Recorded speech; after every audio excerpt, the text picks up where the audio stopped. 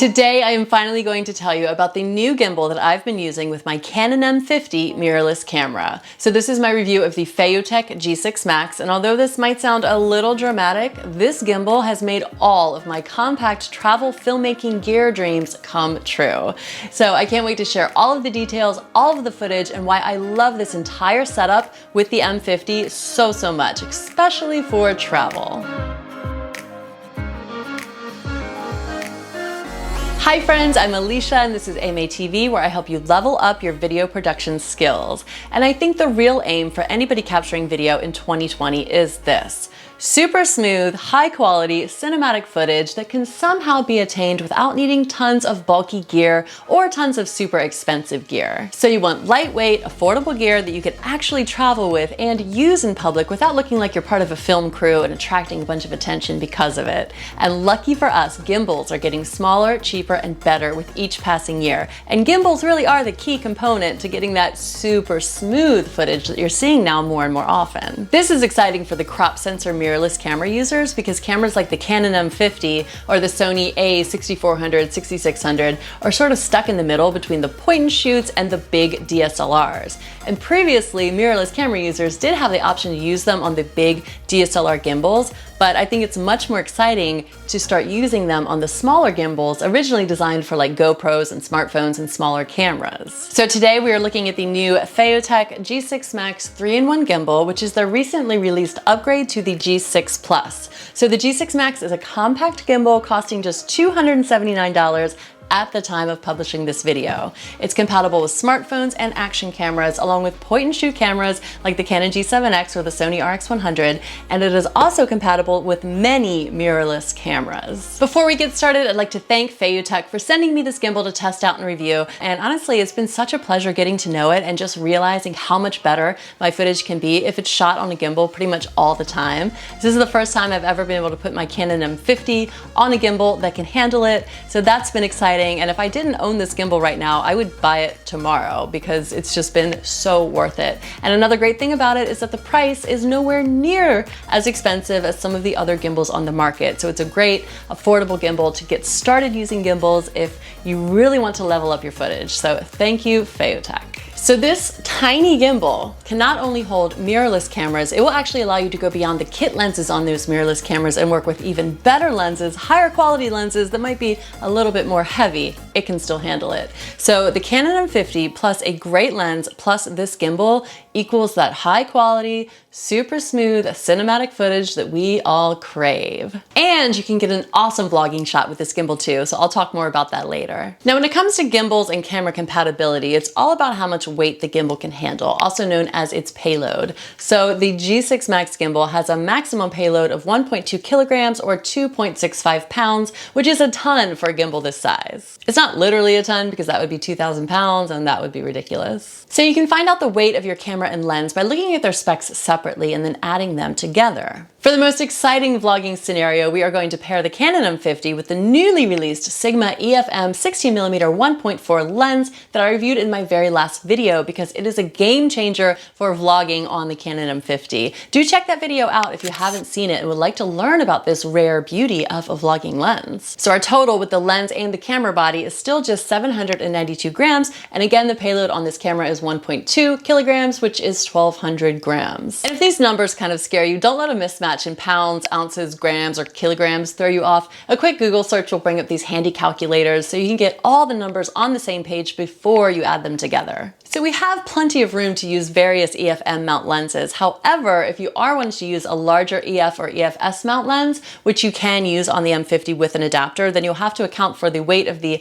adapter, and depending on the lens, you might max out the total weight at some point. For example, I cannot use my 18-135 EFS lens with the adapter on this gimbal because besides being too heavy, it's also just too long to balance properly, but I can use my 50mm 1.8 portrait lens with the adapter on the gimbal. And even if you aren't using a mirrorless camera with alternate lenses quite yet, this still is a great gimbal for the Canon M50 with the kit lens, or for a point and shoot camera like the Canon G7X or the Sony RX100, the GoPro, or a smartphone, because you can always upgrade your camera in the future and still have a gimbal that can handle it. So now that we've discussed all of the cameras that you can use on this gimbal, let's talk about the gimbal itself. This is the Feiyutech G6 Max gimbal. In the box you will find the flattened gimbal, the quick release plate, a GoPro mount, a smartphone clamp, and the tripod foot attachment. It also contains a shutter release cable and of course a charging cable. This gimbal is a true upgrade to the G6 Plus because it now has USB-C connectivity, a new quick release system for the camera, and the ability to handle a much larger payload.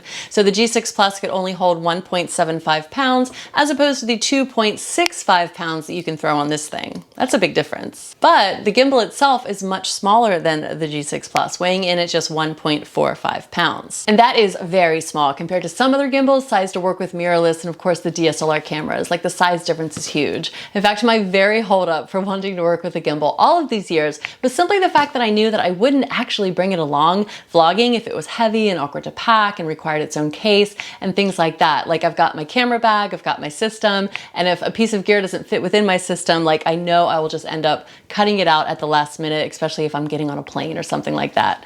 So this is the case for the G6 Max, and I wish I had a bigger gimbal case to compare it to, but just trust me, it's much smaller. And the awesome thing is that you do not even need to bring this case if you don't want to bring it, because the G6 Max features locks on each axis, so it's kind of like very securely, you know, just locked down, and you can just fit it right in your camera bag. So I just kind of tucked it into a little area sort of underneath my camera and put in an extra layer of padding and just brought it on the last trip that I went on, and it worked out well. I didn't even feel like I had any extra gear, which was amazing because I did.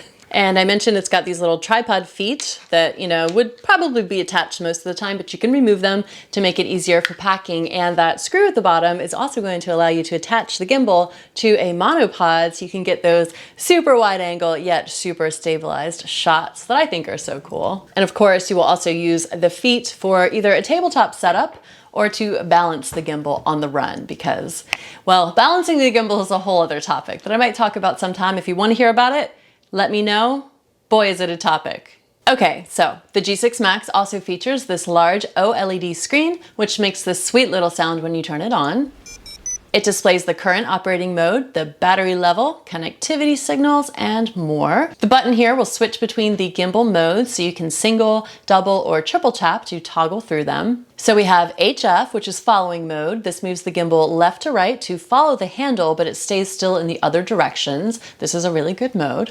We've got TF, which is pan and tilt follow. So the camera moves to follow the panning and tilting axes, so it kind of moves all around. We've got AF, or all follow. So this way the lens will follow the movement of the handle any direction that it goes. And you can also do the inception mode. Well, inception's not a mode in this case, but you can do the inception style, also known as barrel roll, also known as this cool effect that you're looking at right now. And then we've got LK, which is lock, and that's just when the lens remains motionless. So it keeps it super steady, and you can do these kind of straightforward walking time-lapse shots. So gimbal modes are super important to understand, as they greatly affect the success of your gimbal shot depending on exactly what you're trying to shoot. So I created a video discussing which mode is best for which type of shot, and I will be sure to link that below. That video does use a completely different gimbal to demo everything, but most of it will apply to the Feiyutech G6 Max and help you gain an understanding of which mode is best to choose when, because most gimbal modes are pretty much the same across the board. So the G6 Max also features a smooth turning multifunction knob. So this can be set to adjust the rotation, pan, roll, and tilt motors on the gimbal. You can also use the joystick for most of this as well. It's got a screw mount on the side, so you can attach a monitor rig like this, which is awesome to use with the M50 because you can use the Canon Connect app on the M50 to actually allow you to display live video monitoring through your phone. So my phone just goes right here, easier.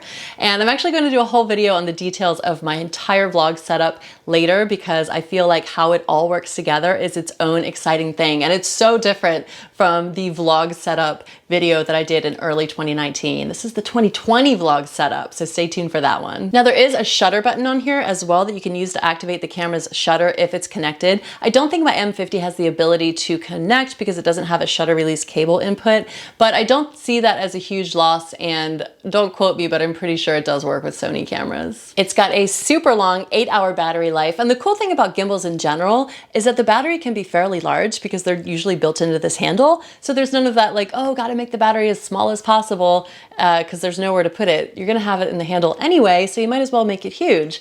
And the really cool thing about this is that you can actually charge your camera with the battery that's already fully charged up in your gimbal handle.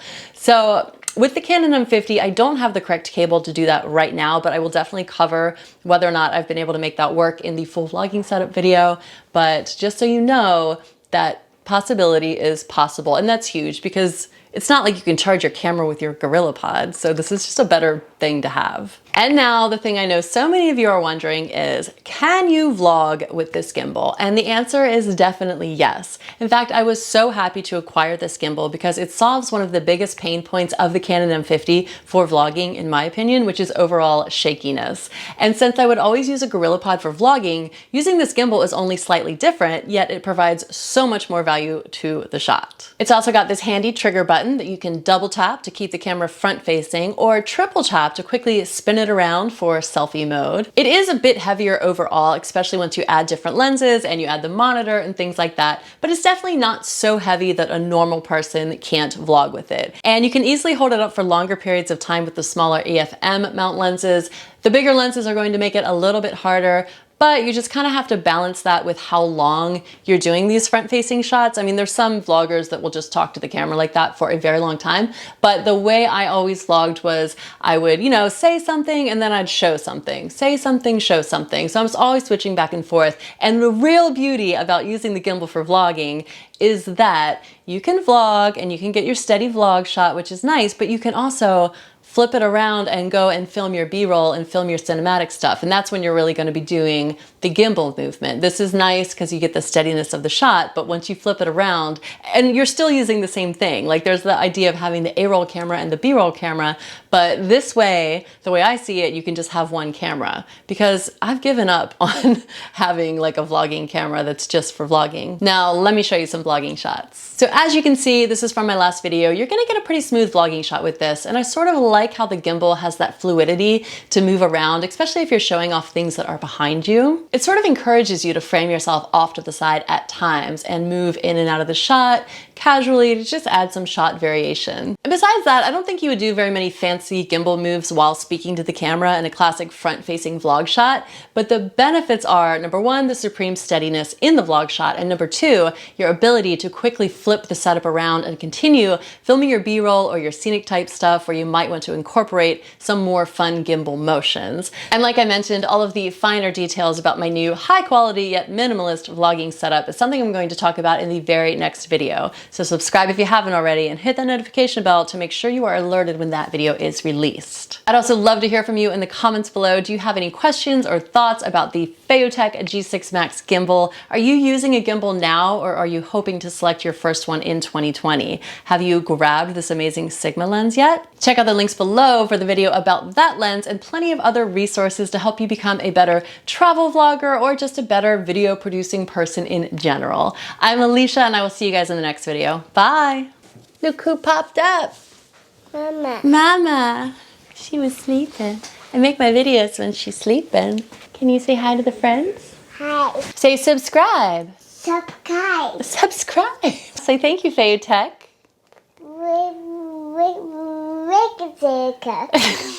See? It's so lightweight, even a 2-year-old can hold it.